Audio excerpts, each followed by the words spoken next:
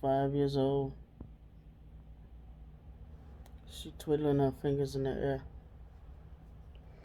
'Cause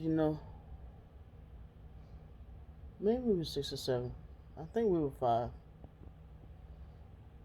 She used to like to make up names. Like, she still does make up names for people she don't like. Like, every decade, name for me changes. Uh, Back then, she said my name was Mean Pink Chichinad. And she calls one of my brothers Dirty Wanda. And I think the other brother Dirty Fag. So, alright. She had other names for us back then. So, when we was like about between 5 or 7, I thought it was 5, but maybe we were a little older. I want to say we was about 5 though, because we still had those little peach wooden beds that was made for us, so we had to be about 5. And she's twiddling her fingers with her feet kicking in the air. She's like on a daily at nighttime. She used to be like, Lucifer, Lucifer, Lucifer, Lucifer, Lucifer, Lucifer, Lucifer, Lucifer, Lucifer, Lucifer, Lucifer, till she would lose her breath. Then she'll go again. Lucifer, Lucifer, Lucifer, Lucifer, Lucifer, Lucifer, Lucifer, Lucifer, Lucifer. So I asked her, I said, who is Lucifer? One day I got tired of it. I'm like, who is Lucifer? She said, I don't know. It's a name I made up. It's cute. I like that name. I'm gonna name my son that, right? So here we are now, grown. She knows that about them dudes that held me at gunpoint, hard tied me, and raped me, right? Tortured me for hours and did blah blah blah, right? I was pregnant when they did that. That's why you got a Korean screaming rape. That's what she tells me. So now she's saying, admit it, Brandy. You sold your soul to Satan. And you let him butt fuck you in the ass. So she taking what they did to me and saying I sold my soul to Satan and let him butt fuck me in the ass.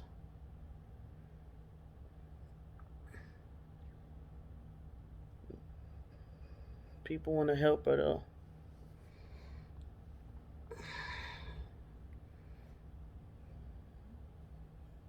But when I cut my arm,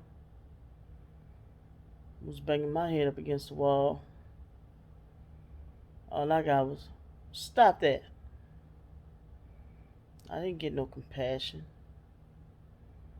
People wanted to, well, there was only a couple of people. It was like inbox me wanting to talk to me. They inboxed me just to tell me to ignore it. The shit she's doing to me. Right? But they want to help her when she's well aware of the stuff that she's doing.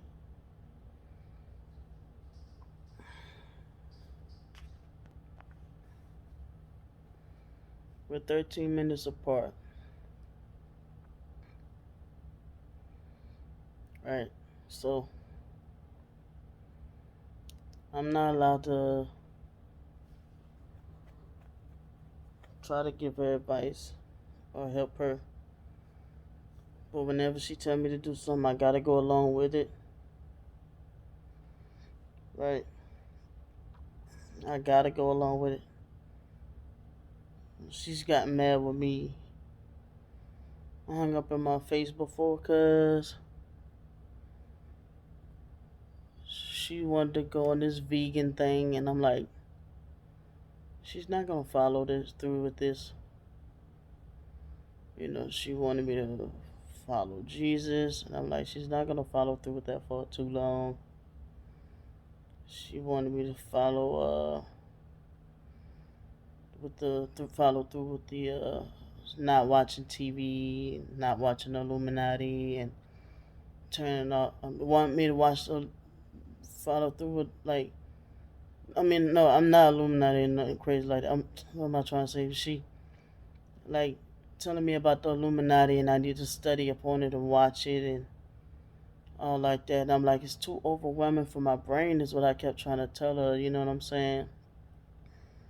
It's too overwhelming, and I was trying to tell her some of that stuff. I feel like people was like lying in, on YouTube videos to twist stuff just to get people to send money to the PayPal and Cash App.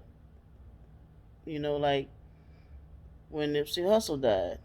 I stopped watching, stopped keeping up with all that what happened with Nipsey Hussle and stuff because all that was just theories. They guessing, of what happened, and then the next, like with Kanika Jenkins, they'll say that this happened, and then the next day they going over the same part, and then but it is a different theory the next day, but people are sending money to the Cash App, stuff like that. So I was telling her, no, I'm not with all that, so she'll get upset with me, hang up in my face, and then I ask her, like, how you get upset with me when you're not following through with your own beliefs? You're telling me I should go vegan, but you arguing with people at the soup kitchen because they won't give you an extra donut on your plate. Stuff like that. And then I get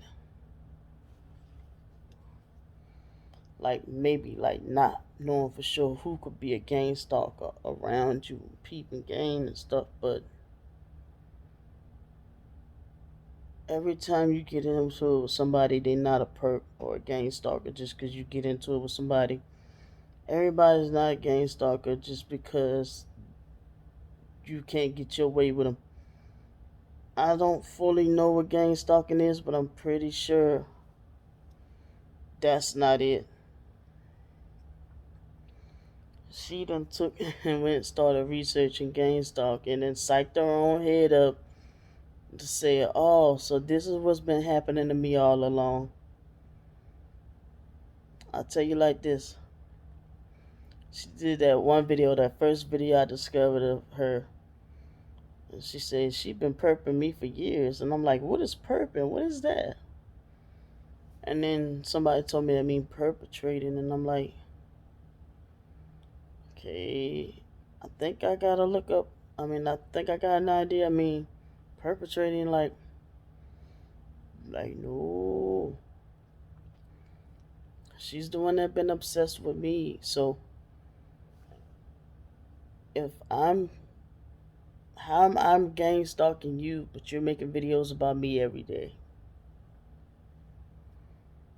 How am I gang?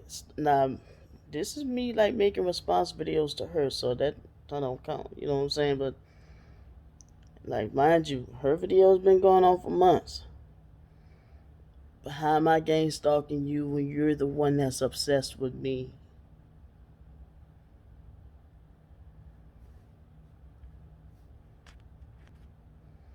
And I don't know who you two people is that keep getting on my damn videos and hitting the unlike button. I don't know who the fuck y'all are, but y'all two motherfuckers could unsubscribe. Don't even watch my shit. Period. Because I'm talking about some real life stuff that don't even have shit to do with y'all. Most likely. I don't know who the fuck y'all are. But don't watch my shit. If you gonna thumbs down my shit, and you probably ain't even watched the video, just the fact that I uploaded a video, unsubscribe to my shit and stop watching. Because this some real fucked up shit that's been happening to me and ain't got shit to do with you. So stop watching my shit. Period. I got a name for candy that remained for years. Never changed. It's called Bam Bam Crazy Ho. We'd be at my house before Hurricane Katrina hit. She'll pull up in that car that she got with her student loan money that she claimed I took from her. Not in no 2004 or 2003. It was in 2005. And she had her student loan money and got her car with that she wrecked. Okay. And she knocked on the door, uninvited. As soon as she pull up, uh-oh. And everybody in the house will repeat with me. Here come, and I say, Bam Bam Crazy Ho. And we all bust out laughing. Yes, we did. Because we knew that when she come, some drama about to go down. We got to call the police. We telling her, get out my house. She won't leave. So we got to call the police. And the police asking her, why don't she just leave? And she's saying, no, but she just, but no, but. And we like, the police is like, why don't you just go? But no, but she just, ma'am, can you leave? You cannot reason with her. You can't. Telephone calls. You'll think that that'll be easier, right? No. We already discussed. Like, you try to be cool with her. See, like, when I'm not in a relationship, we seem to get along a lot better. A lot better. Just when I'm in a relationship with somebody, like if me and her talking, and maybe like other people in the background might be talking. Like say I'm in a crowded environment, she gets pissed off. Like she has to run everything.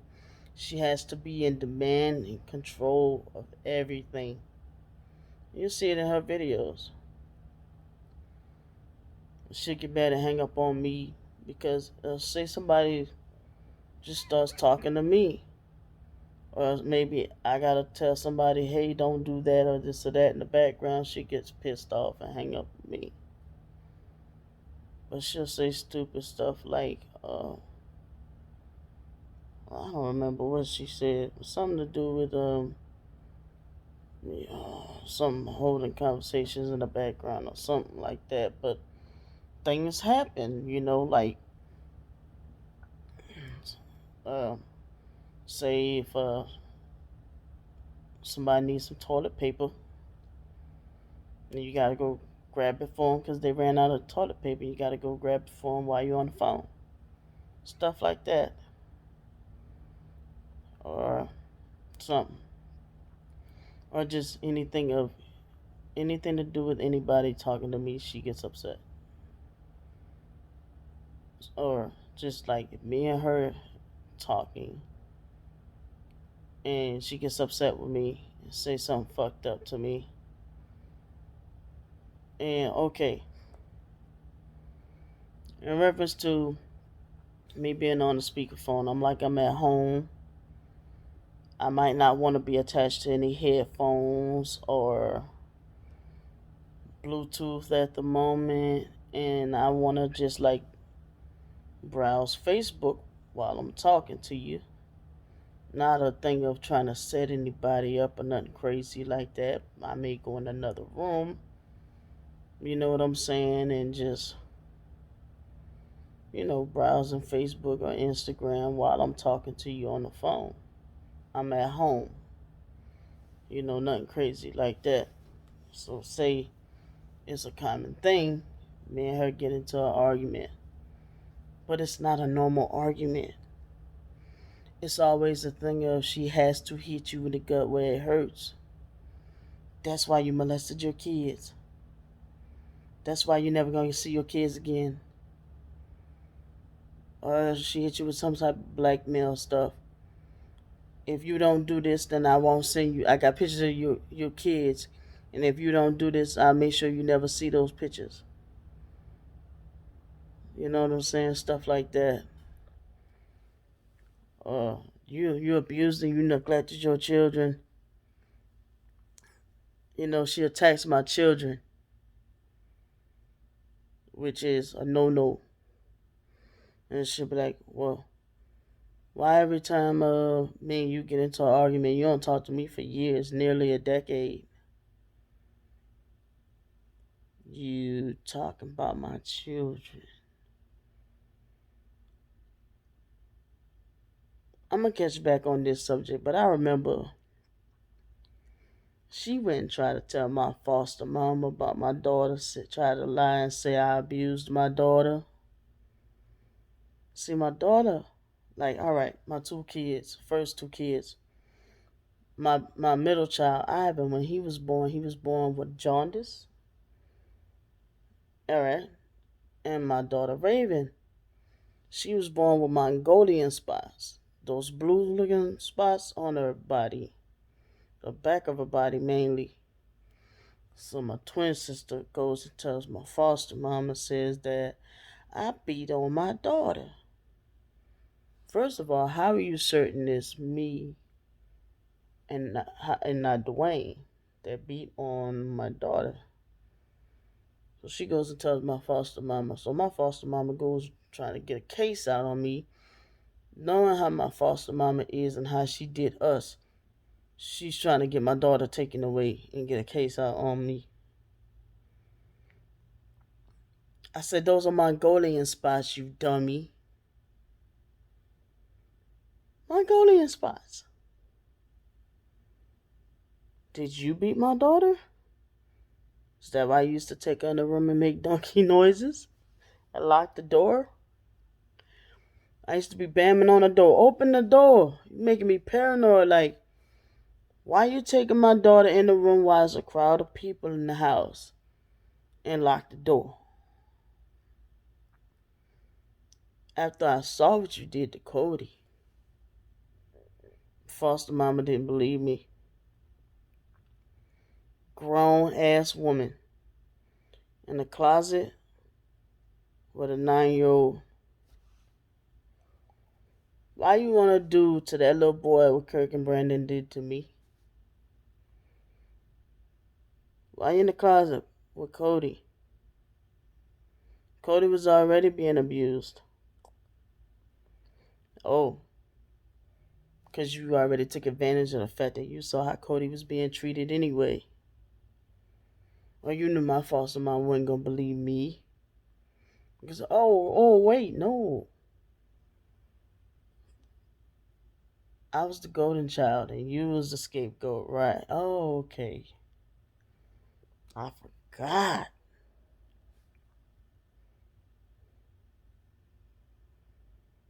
Foster mom told me, you better not call the police either.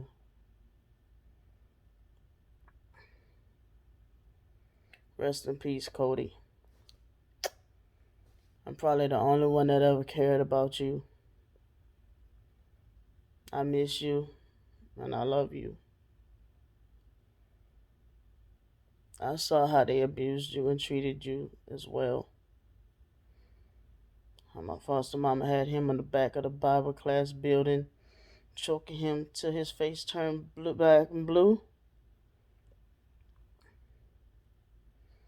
And the man, Mr. Harrell, had to come outside and stop her.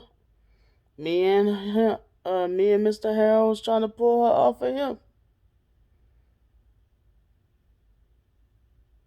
That's the first time I saw her treating him that way. But Brent and Corey got special treatment. But I didn't care about all that. I was cool in the sense of I was cool with Brandon and Corey. But I saw that Cody was being treated bad. But the system in New Orleans was jacked up, and my foster mama and them state people, cause she had a sister, she's dead too now. You know, they work with the state, the child CPS down there. They like this. Foster mama got relatives work for the police. So whenever me or nah, I gotta give it to my twin sister with this. Whenever me or my twin sister did used to try to fucking call the police and say we were being abused. Oh, she's schizophrenic. She ain't been taking her medicine. She's off her rocker. Oh, okay. Well, have a nice night, Miss Felder. Boom. So that's that.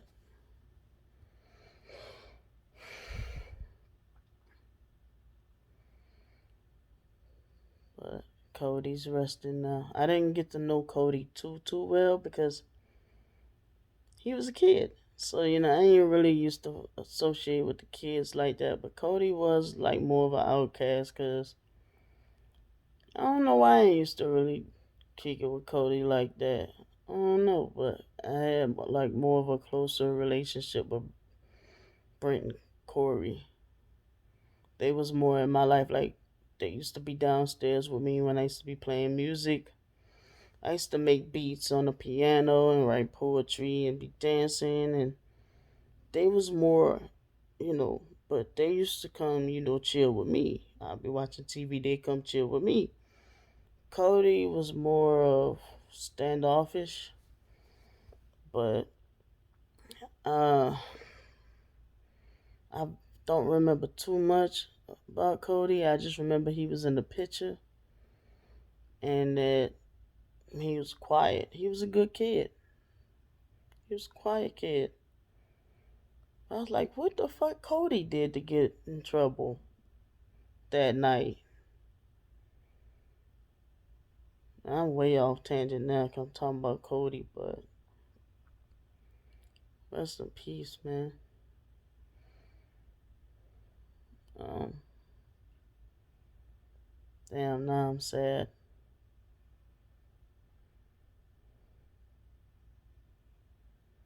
Cody not allowed to tell his story, so maybe I shouldn't be either. But cause only he knows exactly what was going on in that closet, and Candy knows what was going on in that closet.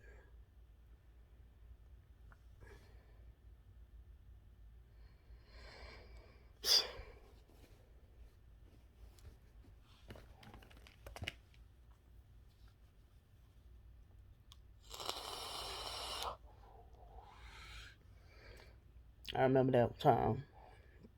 My foster nephew Juju. Well, I mean, my foster brother used to beat our asses for basically no reason, but this one time he did have a reason to beat her ass. This one time, I forgot what I think she was trying to pick my foster nephew Juju up. He's like black and Filipino, and she was trying to pick him up and play with him, I guess, and he didn't want to, so he put her down, and so she got mad and slammed him on the ground, and he slid underneath the couch. I stood there and I was like, and yeah, Joe found out and he beat the fuck out of her. Yeah, and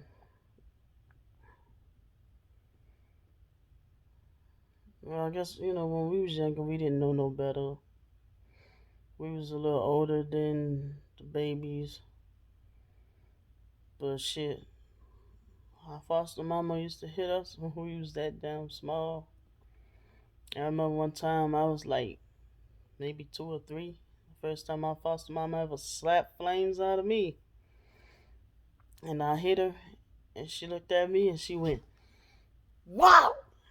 And I was like, "Do I exist?" I'm like 37 years old and I'll never forget that shit. Weird, man. I was like, she hit me with all her might, with all them rings on her fingers. See, my twin sister knew that my foster mama was harder on me, so she used to always go run and go tell that woman, "Oh, Brandy didn't wash the dishes." So like they used to always play me when it came in holidays.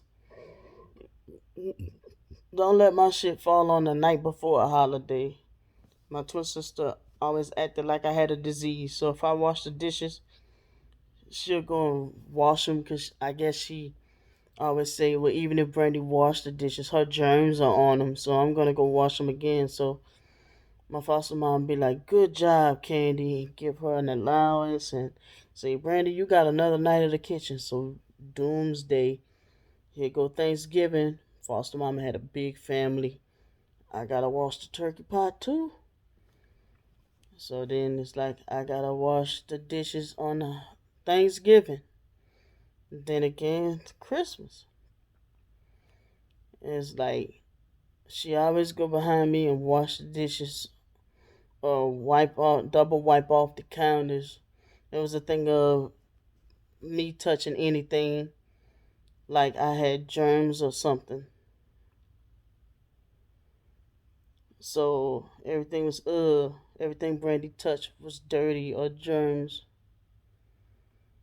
I wasn't allowed to hug my twin sister if I was scared of the dark. I couldn't go sleep in the bed with my twin sister, and she knew I was terrified of the dark.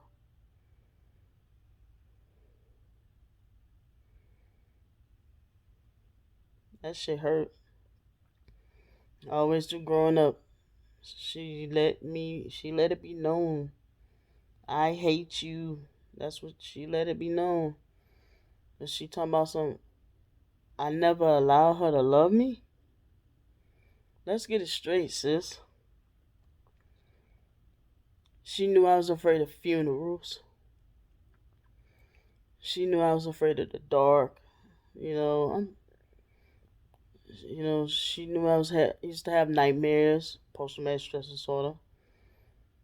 There was no such thing of I cannot sleep that I could sleep with her in the bed. I better not ask. My foster sister John used to be like, "Yeah, come on, you can sleep with me." And when my brother Mark was living there, he used to also let me sleep with him. But I have another brother that used to also treat me kind of like how Candy do. He used to always treat me like I was a germ, a walking germ, just dirty, disgusting, and nasty. It's a wonder I wasn't suicidal as a kid. And let's not talk about all the times I used to catch my twin sister pulling a knife on herself. I've never seen that before until I seen my twin sister when we was 6, 7, 8, 9 years old, pulling knives on herself. Who stopped her? Me? I'm not looking for credit. I'm not looking for credit at all. And I'm not saying it's my job. That's something I would want to do, right? Even when she tried to commit suicide when I was living in Atlanta and she was living out here in Texas. I'm not looking for credit. Please do not give me credit for that. All right. But I'm just letting it be known that I didn't sit back and get joy out of that.